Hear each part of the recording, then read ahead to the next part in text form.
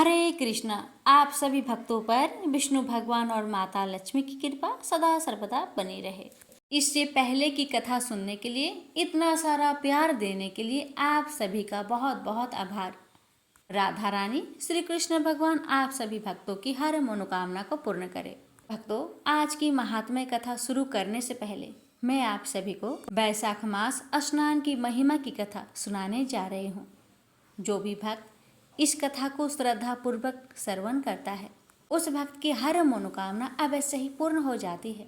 भक्तों, सभी व्रतों और तपों में वैशाख मास का स्नान सबसे श्रेष्ठ माना गया है।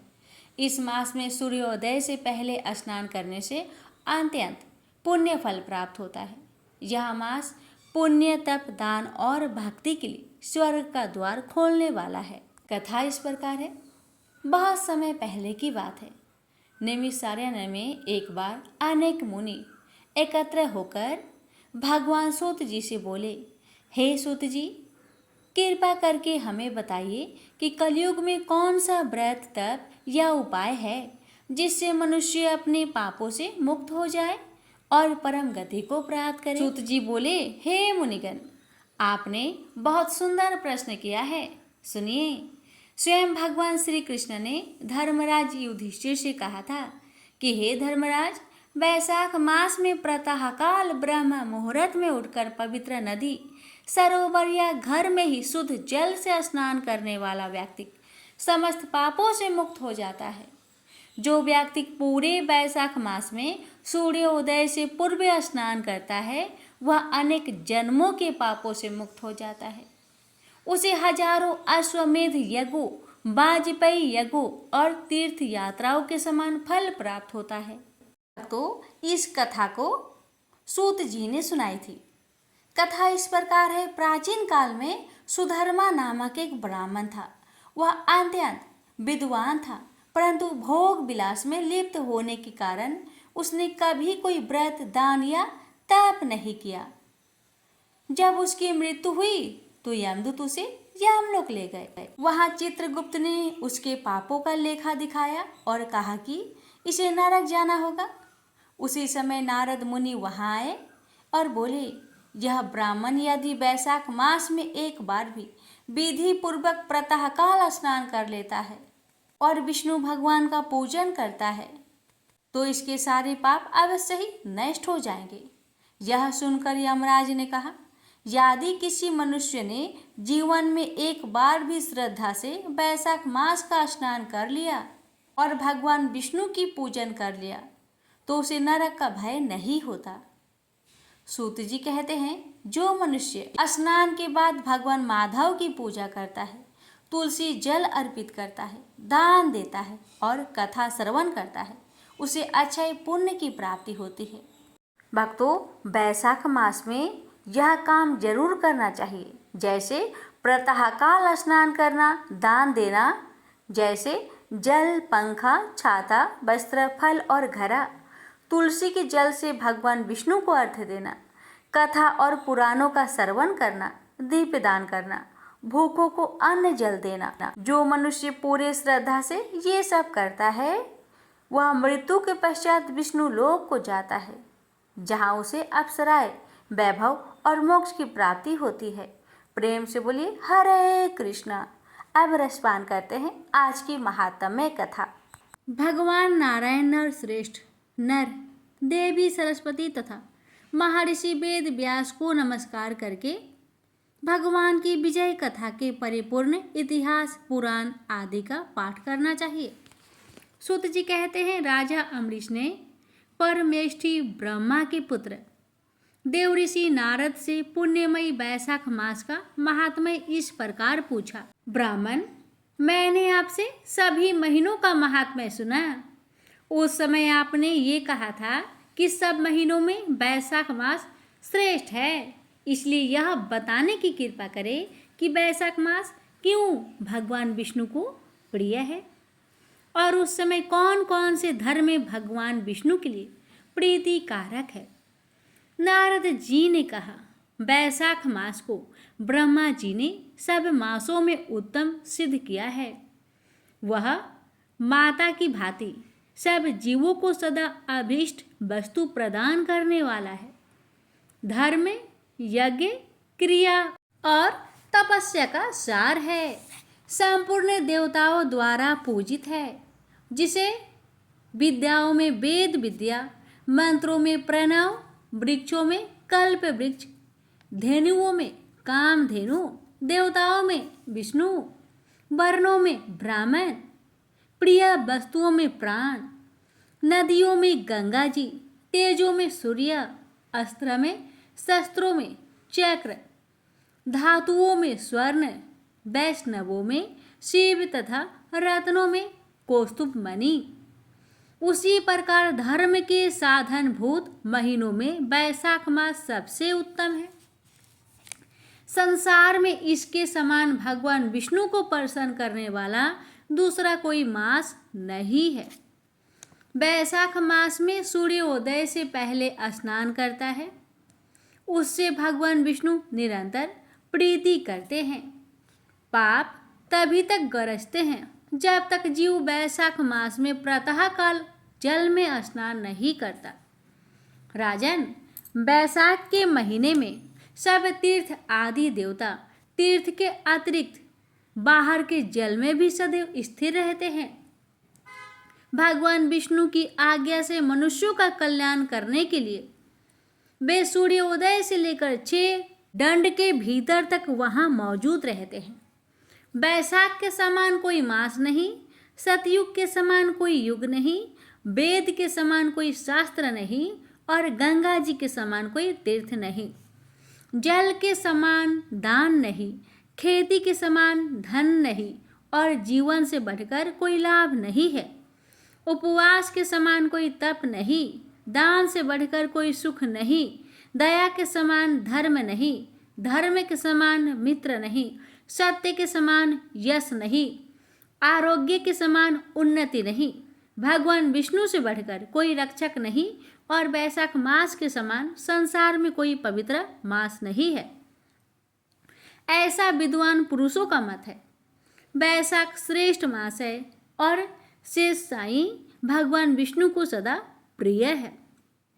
सब दानों से जो पुण्य होता है और सब तीर्थों में जो फल होता है, उसी को मनुष्य वैशाख मास में केवल जल दान करके प्राप्त कर लेता है।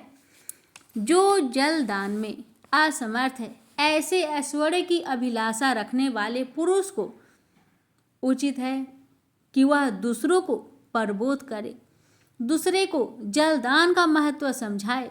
यह सब दानों से बढ़कर हितकारी है। जो मनुष्य वैशाख मास में सड़क पर यात्रियों के लिए प्याऊ लगाता है, वह विष्णु लोक में प्रतिष्ठित होता है।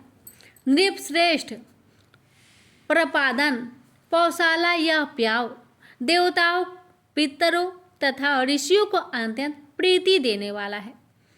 जिसने प्याऊ लगाकर रास्ते के थके मांदे मनुष्यों को संतुष्ट किया है, उसने ब्रह्मा, विष्णु और शिव आदि देवताओं को संतुष्ट कर लिया है। राजन, वैशाख मास में जल की इच्छा रखने वालों को जल, छाया चाहने वालों को छाता और पंखे की इच्छा रखने वाले को पंखा देना चाहिए। राजेंद्र, जो प्यासे पीड़ित महात्मा पुरुष के लिए शीतल जल प्रदान करता है, वह उतने ही मात्रा से 10,000 राजसूय यज्ञों का फल पाता है। धूप और परिश्रम से पीड़ित ब्राह्मण को जो पंखा डुलाकर हवा करता है, वह उतने ही मात्र से निष्पाप होकर भगवान का पार्षद हो जाता है।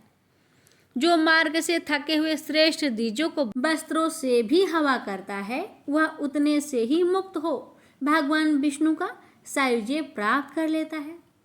जो शुद्ध चित्त से तार का पंखा देता है, वह सब पापों का नाश करके ब्रह्म लोक को जाता है। जो विष्णु प्रिय वैशाख मास में पादुका का दान करता है, वह यम दूतों का तिरस्कार करके विष्णु लोक में जाता है। जो मार्ग में अनार्थों के ठहरने के लिए विश्रामशाला बनवाता है, उसके पुण्य फल का वर्णन किया नहीं जा सकता। मध्याह्न में आए हुए ब्राह्मण अतिथि को यदि कोई भोजन दे तो उसके फल का अंत नहीं। राजन, अन्नदान मनुष्य को तत्काल तृप्त करने वाला है, इसलिए संसार में अन्न के समान कोई दान नहीं है। जो मनुष्य मार्ग के थके हुए ब्राह्मण के लिए आश्रय देता है, उसके पुण्य फल का वर्णन किया नहीं जा सकता। भोपाल जो अन्नदाता है, वह माता पिता आदि का भी विस्मरण करा देता है। इसलिए तीनों लोकों के निवासी अन्नदान की ही प्रशंसा करते हैं। माता और पिता केवल जन्म के हेतु हैं, पर जो अन्न देकर पालन करता है, मनीषी पुरुष इस लोक में उसी को पिता कहते हैं। प्रेम से बोलिए जय श्री हरि। भक्तों, आज की कथा यहीं तक। इसके आगे की कथा कल सुनिएगा। अब रसपान करेंगे बैसाख मास की कहानियाँ। प्रेम से बोलिए जय श्री हरि। भक्तों, आज गुरुवार का दिन होने के कारण सुनते हैं गुरुवार की व्रत कथा। प्राचीन समय की बात है। एक नगर में एक बड़ा व्यापारी रहता था। वह जहाजों में माल लाद कर दूसरे देशों में भेजा करता था, परंतु उसकी पत्नी अत्यंत कंजूस थी। वह किसी को एक दमड़ी भी नहीं देनी चाहती थी। एक बार सेठ जब दूसरे देश व्यापार करने गया तो पीछे से बृहस्पति देव ने साधु का वेश में उसकी पत्नी से भिक्षा मांगी। व्यापारी की पत्नी बृहस्पति देव से बोली, हे साधु महाराज, मैं इस दान और पुण्य से तंग आ गई हूँ। आप कोई ऐसा उपाय बताए जिससे मेरा सारा धन नष्ट हो जाए और मैं आराम से रह सकूं। मैं यह धन लुटता हुआ नहीं देख सकती। बृहस्पति देव ने कहा, हे देवी, तुम बड़ी विचित्र हो। संतान और धन से कोई दुखी होता है? अगर अधिक धन है तो इसे शुभ कार्यों में लगाओ। कुंवारी कन्याओं का विवाह कराओ। विद्यालय और बाग बगीचों का निर्माण कराओ। ऐसे पुण्य कार्य करने से तुम्हारा लोक परलोक सार्थक हो सकता है। परंतु साधु की इन बातों से व्यापारी की पत्नी को खुशी नहीं हुई। उसने कहा, मुझे ऐसी धन की आवश्यकता नहीं है जिसे मैं दान में दूं। तब बृहस्पति देव बोले, यदि तुम्हारी ऐसी इच्छा है तो तुम एक उपाय करना। 7 बृहस्पतिवार घर को गोबर से लिपना, अपने केशों को पीली मिट्टी से धोना, केशों को धोते समय स्नान करना, व्यापारी से हजामत बनाने को कहना, भोजन में मांस मदिरा खाना, कपड़े अपने घर धोना। ऐसा करने से तुम्हारा सारा धन नष्ट हो जाएगा। इतना कहकर बृहस्पति देव अंतर्ध्यान हो गए। व्यापारी की पत्नी ने बृहस्पति देव के कहे अनुसार 7 बृहस्पतिवार वैसा ही करने का निश्चय किया। केवल 3 बृहस्पतिवार बीते थे कि उसके समस्त धन संपत्ति नष्ट हो गई और वह परलोक सिधार गई। जब व्यापारी वापस आया तो उसने देखा कि उसका सब कुछ नष्ट हो चुका है। उस व्यापारी ने अपनी पुत्री को सत्वाना दी और दूसरे नगर जाकर बस गया। वहाँ वह जंगल से लकड़ी काट कर लाता और शहर में बेचता। इस तरह वह अपना जीवन व्यतीत करने लगा। एक दिन उसकी पुत्री ने दही खाने की इच्छा प्रकट की, लेकिन व्यापारी के पास दही खरीदने के पैसे नहीं थे। वह अपनी पुत्री को अवशासन देकर जंगल में लकड़ी काटने चला गया। वहाँ एक वृक्ष के नीचे बैठ अपनी पूर्व दशा पर विचार कर रोने लगा। उस दिन बृहस्पतिवार था। तभी वहाँ बृहस्पति देव साधु के रूप में सेठ के पास आए और बोले, हे मनुष्य, तू इस जंगल में किस चिंता से बैठा है? तब व्यापारी बोला, हे महाराज, आप सब कुछ जानते हैं। इतना कहकर व्यापारी अपनी कहानी सुनाकर रो पड़ा। बृहस्पति देव बोले, देखो बेटा, तुम्हारी पत्नी ने बृहस्पति देव का अपमान किया था, इसी कारण तुम्हारा यह हाल हुआ है। लेकिन अब तुम किसी प्रकार की चिंता मत करो। तुम गुरुवार के दिन बृहस्पति देव का पाठ करो। 2 पैसे के चने और गुड़ को लेकर जल के लोटे में शक्कर डालकर वह अमृत और प्रसाद अपने परिवार के सदस्यों और कथा सुनने वालों में बांट दो। स्वयं भी प्रसाद और चनरा मिलट लो। भगवान तुम्हारा अवश्य कल्याण करेंगे। साधु की बात सुनकर व्यापारी बोला, महाराज, मुझे तो इतना भी नहीं बचता कि मैं अपनी पुत्री को दही लाकर दे सकूं। इस पर साधु जी बोले, तुम लकड़ियां शहर में बेचने जाना। तुम्हें लकड़ियों के दाम पहले से चौगुने मिलेंगे, जिससे तुम्हारे सारे कार्य सिद्ध हो जाएंगे। उसने लकड़ियां काटी और शहर में बेचने के लिए चल पड़ा। उसकी लकड़ियां अच्छे दाम में बिक गई, जिससे उसने अपनी पुत्री के लिए दही लिया और गुरुवार की कथा हेतु चना गुड़ लेकर कथा की और प्रसाद बांटकर स्वयं भी खाया। उसी दिन परंतु अगले बृहस्पतिवार को वह कथा करना भूल गया। अगले दिन वहां के राजा ने एक बड़े यज्ञ का आयोजन कर पूरे नगर के लोगों के लिए भोज का आयोजन किया। राजा की आज्ञा अनुसार पूरा नगर राजा के महल में भोज करने गया, लेकिन व्यापारी व उसकी पुत्री तनिक विलंब से पहुंचे। अतः उन दोनों को राजा ने महल में ले जाकर भोजन करवाया। जब वे दोनों लौटकर आए तब रानी ने देखा कि उसका खूंटी पर टंगा हार गायब है। रानी को व्यापारी और उसकी पुत्री पर संदेह हुआ कि उसका हार उन दोनों ने ही चुराया है। राजा के आज्ञा से उन दोनों को कारावास की कोठरी में कैद कर दिया गया। कैद में पड़कर दोनों अत्यंत दुखी हुए। वहां उन्होंने बृहस्पति देवता का स्मरण किया। बृहस्पति देव ने प्रकट होकर व्यापारी को उसकी भूल का आभास कराया और उन्हें सलाह दी कि गुरुवार के दिन कैद खाने के दरवाजे पर तुम्हें 2 पैसे मिलेंगे। उनसे तुम चने और मुनक्का मंगवाकर विधि पूर्वक बृहस्पति देवता का पूजन करना। तुम्हारे सब दुख दूर हो जाएंगे। बृहस्पतिवार को कैद खाने के द्वार पर उन्हें 2 पैसे मिले। बाहर सड़क पर एक स्त्री जा रही थी। व्यापारी ने उसे बुलाकर गुड़ और चने लाने को कहा। इस पर वह स्त्री बोली, मैं अपने बहू के लिए गहने लेने जा रही हूँ, मेरे पास समय नहीं है। इतना कहकर वह चली गई। थोड़ी देर बाद वहाँ से एक और स्त्री निकली। व्यापारी ने उसे बुलाकर कहा कि हे बहन, मुझे बृहस्पतिवार की कथा करनी है, तुम मुझे 2 पैसे का गुड़ चना ला दो। बृहस्पति देव का नाम सुनकर वह स्त्री बोली, भाई, मैं तुम्हें अभी गुड़ चना लाकर देती हूँ।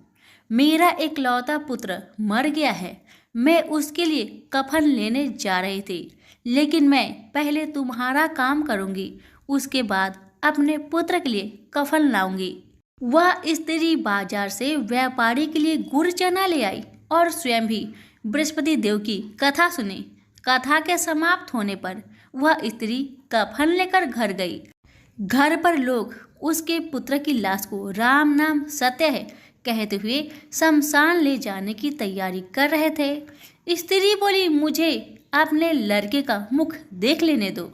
अपने पुत्र का मुख देखकर उस स्त्री ने उसके मुख में प्रसाद और चंद्रामृत डाला। प्रसाद और चंद्रामृत के प्रभाव से वह पुनः जीवित हो गया। उसी रात बृहस्पति देव राजा के सपने में आए और बोले, हे राजन, तूने जिस व्यापारी और उसके पुत्री को जेल में कैद कर रखा है वह बिल्कुल निर्दोष है। तुम्हारी रानी का हार वही खूंटी पर टांगा है। दिन निकलता तो राजा रानी ने हार खूंटी पर लटका हुआ पाया। राजा ने उस व्यापारी और उसकी पुत्री को रिहा कर दिया और उन्हें आधा राज्य देकर उसकी पुत्री का विवाह उच्च कुल में कराकर दहेज में हीरे जवाहरात दिए। सभी प्रेम से बोलिए, बृहस्पति देव की जय हो। विष्णु भगवान की पावन कथा। यह कथा है गरुड़ जी और विष्णु भगवान जी की कथा। कथा इस प्रकार है। महर्षि कश्यप की 13 पत्नियां थी, लेकिन बिंता और कद्रू नामक अपनी 2 पत्नियों से वे विशेष प्रेम करते थे। एक दिन महर्षि जब आनंद भाव में बैठे थे, तब उनकी दोनों पत्नियां उनके समीप पहुंची और पति की पाँव दबाने लगी। प्रसन्न होकर महर्षि ने बारी बारी से दोनों को संबोधित किया। तुम दोनों ही मुझे विशेष प्रिय हो, तुम्हारी कोई इच्छा हो तो बताओ। कद्रू बोली, स्वामी, मेरी इच्छा है कि मैं 1000 पुत्रों की मां बनूं। फिर महर्षि ने बिंदा से पूछे। बिंदा ने कहा, मैं भी मां बनना चाहती हूं स्वामी, किंतु 1000 पुत्रों का नहीं, बल्कि सिर्फ एक ही पुत्र की। लेकिन मेरा पुत्र इतना बलवान हो कि कद्रू के 1000 पुत्र भी उसकी बराबरी ना कर सके।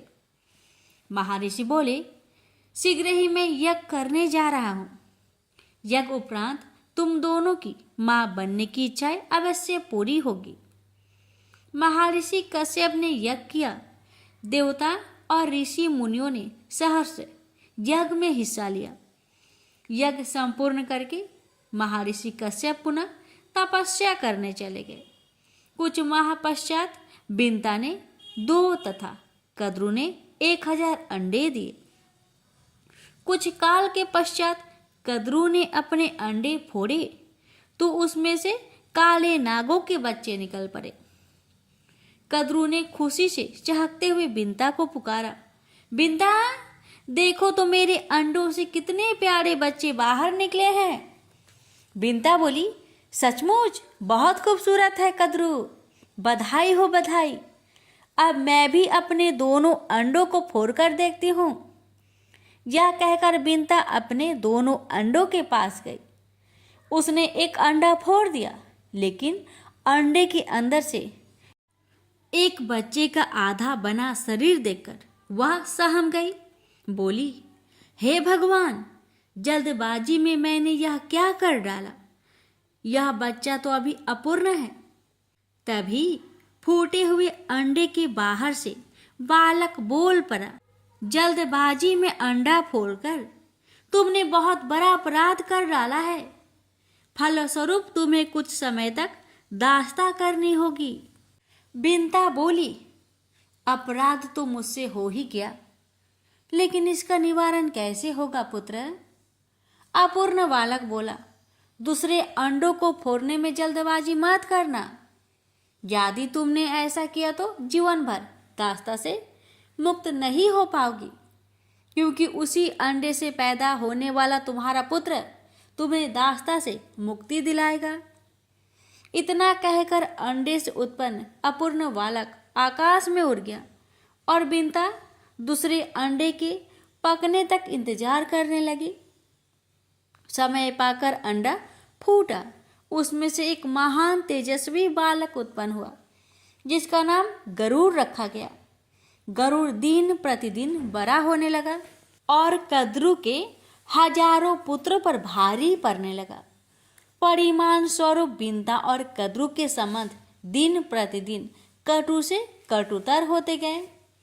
एक दिन जब बिंता और कद्रू भ्रमण कर रहे थे, कद्रू ने सागर के किनारे दूर खड़े एक सफेद घोड़े को देखकर बिंता से कहा, बता सकती हो बिंता, दूर खड़ा हुआ घोड़ा किस रंग का है। बिंता बोली, हाँ, सफेद रंग का। कद्रू बोली, शर्त लगाकर कह सकती हो कि घोड़ा सफेद रंग का ही है। मुझे तो इसकी पूंछ काले रंग की नजर आ रही है। बिंता बोली, तुम्हारा विचार गलत है। घोड़ा पूंछ समेत सफेद रंग का है। दोनों में काफी देर तक यही बहस छिड़ी रही।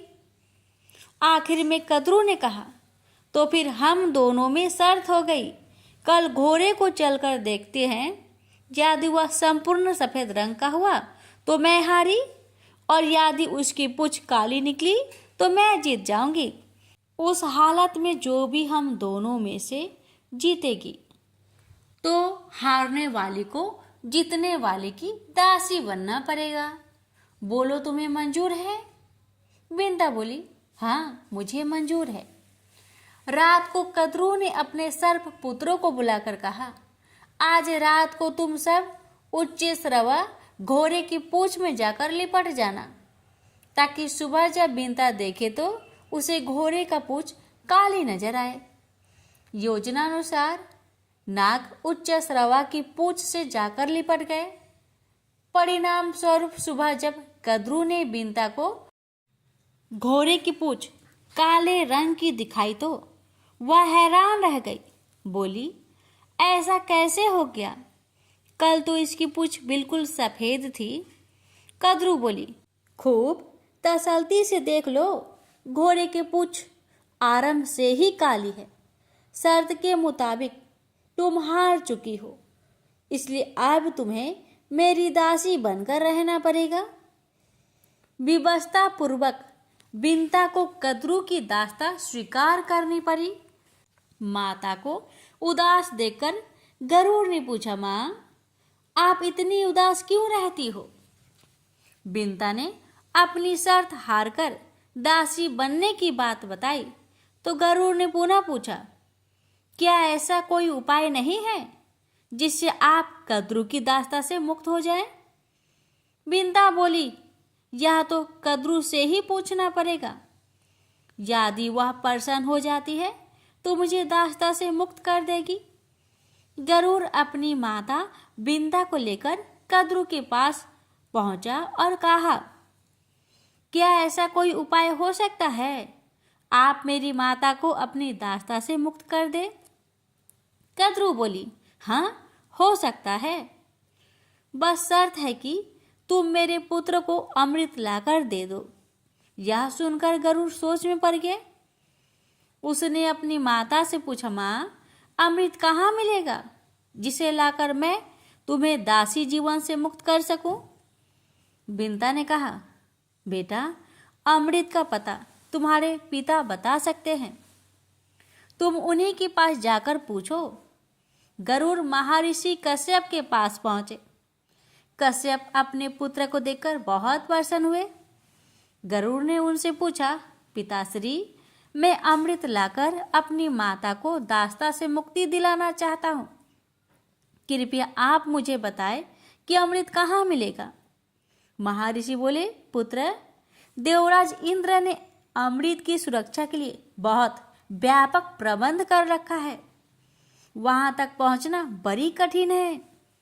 गरुड़ बोले, इंद्र ने कितने ही करे सुरक्षा प्रबंध क्यों ना कर रखे हो, मगर मैं अमृत लेकर जरूर आऊंगा। आप मुझे सिर्फ उस स्थान का पता बता दीजिए। महर्षि कश्यप ने गरुड़ को इंद्र का पता बता दिया। गरुड़ ने फिर पूछा, पिताजी, मुझे भूख लगती है, कृपया ये भी बता दीजिए कि लंबे मार्ग में क्या खाकर अपना पेट भरूं? महर्षि बोले, अमृत जिस स्थान पर रखा है उस सरोवर तक पहुंचने में तुम्हें वक्त लग जाएगा। इस बीच समुद्र के किनारे तुम्हें निषादों की अनेक बस्तियां मिलेगी। ये निषाद बहुत पतित है और इनके आचरण असुरों जैसे हैं। तुम इन्हें खाकर अपनी भूख मिटा लेना। गरुड़ बोला, और उसके बाद भी मेरा पेट ना भरा तो? महर्षि बोले, सरोवर के अंदर एक विशाल कछुआ रहता है और उसके साथ ही वन में एक महाभयंकर हाथी भी रहता है। दोनों ही बहुत क्रूर और आसुरी प्रवृत्ति के हैं। तुम उन्हें भी खा सकते हो। पिता का आदेश पाते ही गरुड़ अमृत सरोवर की ओर बढ़ चला। मार्ग में उसने निषादों को खाकर अपनी भूख मिटाई। फिर अमृत सरोवर पर पहुंचाकर कच्छप और हाथी को अपने पंजों में दबाया और दोनों को खाने के लिए किसी उचित जगह की तलाश में उड़ चला। सोमगिरी पर्वत पर लहराते ऊंचे वृक्षों को देखकर जैसे ही उसने एक वृक्ष पर बैठना चाहा तो उनके भार से वृक्ष की शाखा टूटकर नीचे गिरने लगी। यह देख गरुड़ तुरंत उड़ा और दूसरे वृक्ष पर जा बैठा। जिस शाखा पर वह बैठा उस शाखा पर उसने उल्टे लटके कुछ ऋषियों को तपस्या करते देखा, लेकिन वह शाखा उनके भार से टूटकर नीचे गिरने लगी। यह देख गरुड़ ने शाखा को चोंच में दबाया और हाथी तथा कच्छप को पंजे में दबाए हुए वह अपने पिता की आश्रम की ओर उड़ चला। कश्यप के आश्रम में गरुड़ ने उड़ते उड़ते अपने पिता से पूछा, पिताजी, मेरे भार से उस पेड़ की शाखा टूट गई है जिस पर कुछ ऋषि उल्टे लटके तपस्या कर रहे थे। मुझे बताइए, अब मैं इस शाखा को कहाँ छोड़ूं? महर्षि कश्यप बोले, तुमने बहुत अच्छा किया पुत्र, जो सीधे यहाँ चले आए। शाखा से उल्टे लटके हुए बालखिल्य ऋषिगण हैं। अगर इन्हें कष्ट पहुंचा तो ये श्राप देकर तुम्हें भस्म कर देंगे। गरुड़ बोला, तो फिर बताइए अब मैं क्या करूं? महर्षि बोले, ठहरो, मैं ऋषिगणों से प्रार्थना करता हूँ कि वे अपना स्थान छोड़कर नीचे आ जाए। महर्षि कश्यप ने ऋषिगणों से प्रार्थना की। वाल्कील्य ऋषियों ने कश्यप की प्रार्थना स्वीकार कर शाखा छोड़ दी और वे हिमालय में तपस्या करने चले गए। चोंच में दबी शाखा को नीचे फेंककर गरुड़ ने भी आनंद से कछुए और हाथी का आहार किया और तृप्त होकर पुनः अमृत लाने के लिए उड़ चला। गरुड़ अमृत सरोवर के पास पहुंचा तो अमृत की रक्षा करते हुए महाकाय देवों और अमृत कलश के चारों ओर घूमते हुए चक्र को देखकर वह हैरान हो गए। उसने सोचा कि ये देव और चक्र देवराज इंद्र ने अमृत कलश की सुरक्षा के लिए लगाए हुए हैं।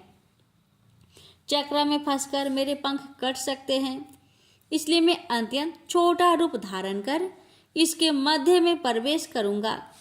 गरुड़ को देखकर एक देव ने कहा, यह कोई असुर है जो वेश बदलकर अमृत चुराने यहाँ तक पहुंचा है। हमें इसे खत्म कर देना चाहिए।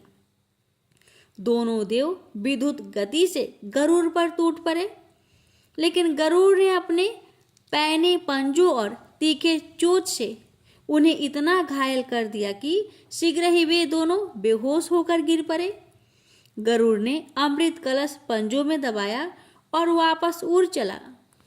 होश में आते ही दोनों रक्षक देव घबराए हुए इंद्र के पास पहुंचे और गरुड़ द्वारा अमृत कलश ले उड़ने की घटना बता दी।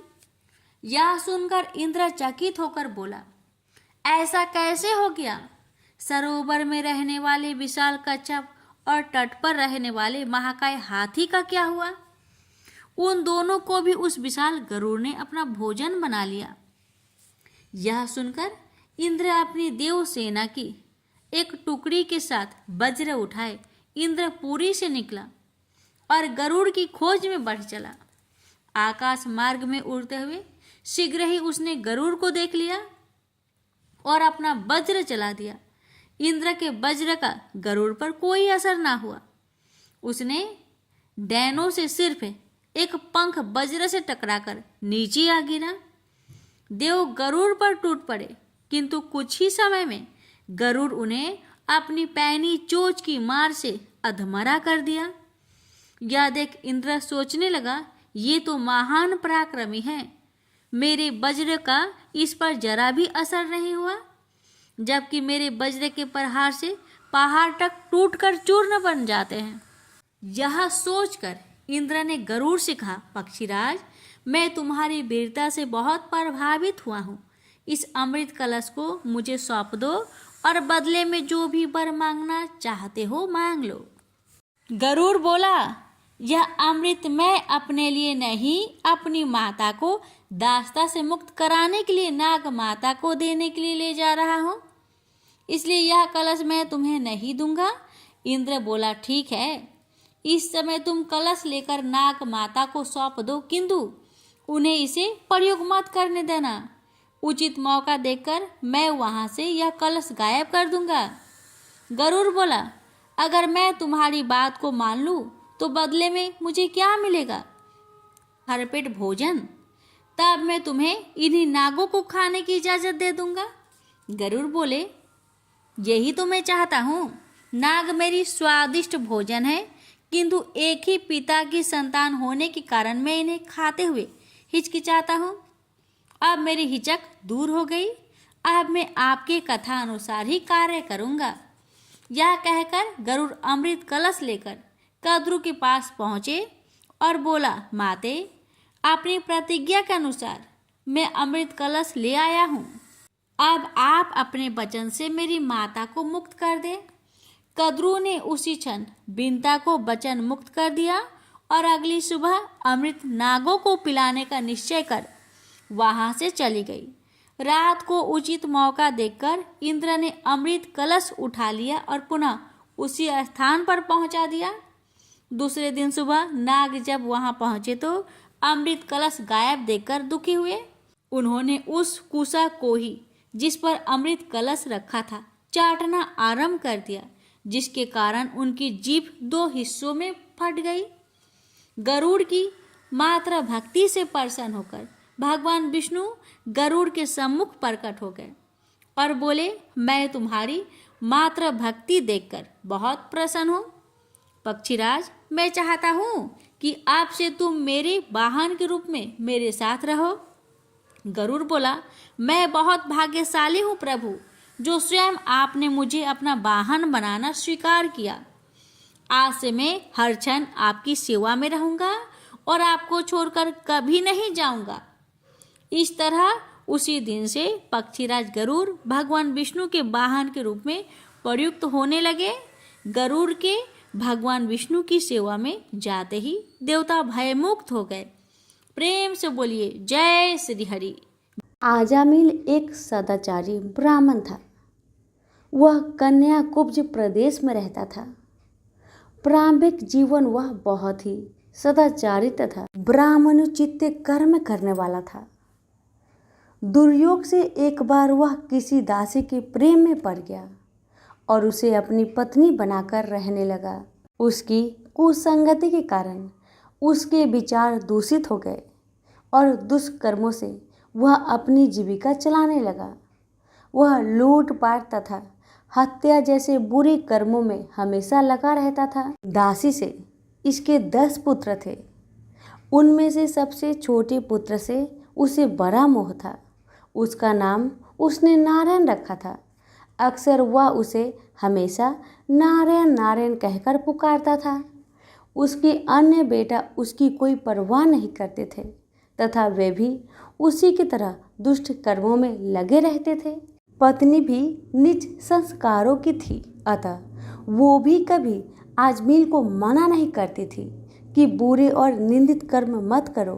अच्छे और भले कर्मों से जो उपार्जित करोगे उसी में रूखा सूखा खाकर जैसा भी होगा हम अपना तथा अपने परिवार का भरण पोषण करेंगे। पत्नी तथा अन्य संतानों की तरफ से निंदित कर्मों का बढ़ावा देने के कारण अजामिल और भी बुरे कर्मों में लगा रहा। चोरी, झूठ, लूटपाट तथा हत्या जैसे जघन्य कर्मों के साथ वह मद्यपान भी अधिक करने लगा, जिससे उसका स्वास्थ्य भी खराब हो गया। एक बार वह बहुत बीमार पड़ा। उसकी सेवा के लिए कोई भी ना आता था।